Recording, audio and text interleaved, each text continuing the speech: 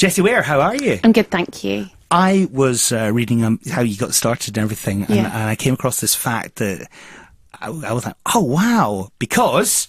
Yeah. Don't worry, it's nothing bad. Yeah. The very first time that I met Adele was at South by Southwest in Austin, Texas, in a hotel room. Right. Jack Pignatti came in to record a session, and this girl came and sat down beside him, and I was trying to film the session that he was recording for me. And I was like, why is that girl sat? And then she started singing backing vocals. Oh, that was for Maya Vaughn, was it? The song? Maya Vaughn, yeah. And it's on YouTube. Folk can search for it on YouTube, that hotel room performance, Jack and, that's nice. And Adele doing Maya Vaughn. But you're mates with Jack Pignatti as well, and he gave you an initial leg up. Yeah, I mean, Jack and I went to school together.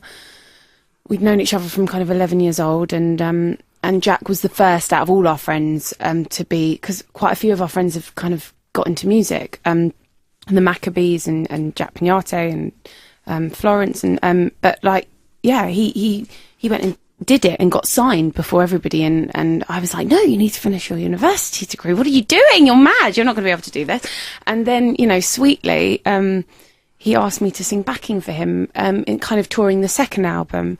And that's kind of where it all started. And I was like, brilliant, I'm going to be a backing singer for the rest of my life. And I'm loving it. I'm singing again. This is brilliant. And then it kind of turned into something more than that. So, because you have done quite a few collaborations leading up to the, shall we call, solo career. Who else have you worked with? I've worked with Subtract, who's like a dance producer.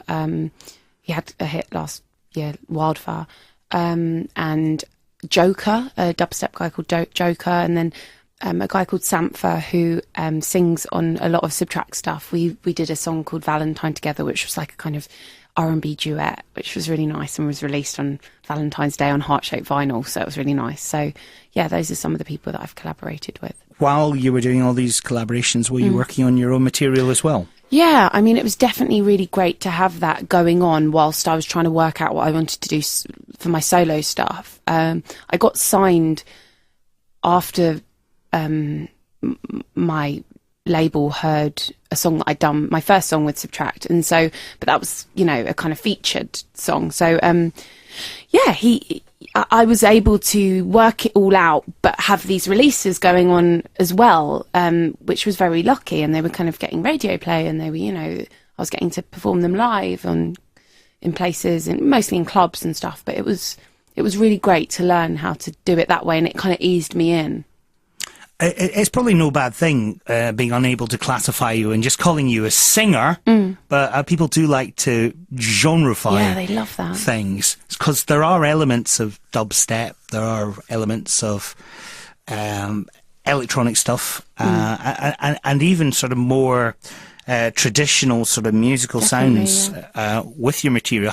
What do you refer to it as? I guess I don't really know what I've done, but I've tried to combine everything that I love, and it's a bit of pop, it's a bit of soul, it's a bit of electronic music, it's dance music, it's kind of, you know, hip hop beats. It's kind of as much as I was allowed to do, I've tried to get in, and that's kind of what the album's a bit like. I think a bit of a mishmash of all the things that I love, but I think predominantly it's kind of, I guess, British electronic soul. That's however kind of it's funny, the genre thing. I could take it as that. I mean, there's nothing wrong with the pop tag, but it's almost like a bit more intelligent, dare I say it? Thank you.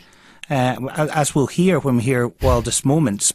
I mean, as soon as I heard it, I knew I wanted to make it my track of the week last week on the show, and it sounds brilliant. It's got that dark edge to it, and lyrically, it seems quite deep as well. Where's that song coming from? I had a really big fight with my best friend. She's my best girlfriend, and we had a big fight where she threw a mud pie in my face. We were at a wedding. It was one of those bizarre drunken nights where she managed to throw something in my face. My manager was getting married, and we'd all brought puddings, and I was bringing my pudding home. I'd done a trifle. I didn't get a trifle in my face. I got, you know, there was a mud pie that I'd made and a trifle, and I was bringing it home, and we were outside, and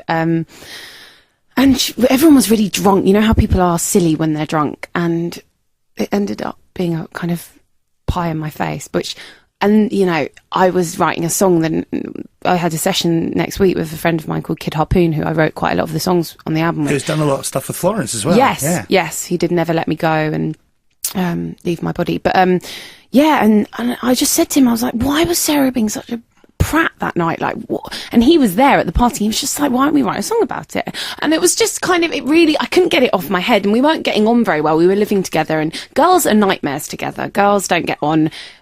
When they don't get on, you really know it. It's not like boys who just settle and it's like, do you want to have a beer and we'll sort it out. Girls hold grudges. And we just have this kind of love-hate relationship. I adore her to pieces, and she's like my blood. But I just couldn't let this one go. I'm really glad that I wrote this song, because I feel like it's kind of about any kind of tempestuous love affair. It could be very romantic. It is romantic. It's a love song. But this one's about my best friend, who I love and want to throttle also sometimes at the same time. So yeah, it means a lot to me. But, I was thinking about other relationships, whether it be kind of other problematic relationships that I think hopefully people can relate to. It's kind of, you can be the best and you can be the worst, and it's okay because you love each other. So it is quite beautiful. Let's hear it right now. Oh, thank you. Jessie Ware, thank you very much. Thank you. Here is Wildest Moments on In Demand Uncut.